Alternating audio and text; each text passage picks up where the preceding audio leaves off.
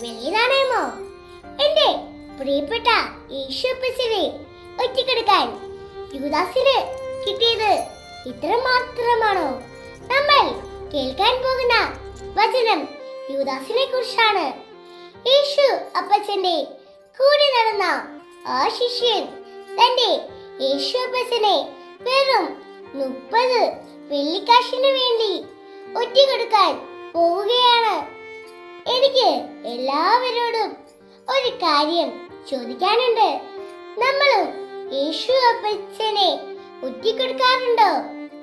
ചെറിയ ലാഭങ്ങൾക്ക് വേണ്ടി നമ്മൾ കള്ളത്തരം പറയുമ്പോഴും ദേഷ്യം കാണിച്ച് മറ്റുള്ളവരെ വേദനിപ്പിക്കുമ്പോഴും നമ്മൾ യൂദാസിനെ പോലെ ആവുകയാണ്.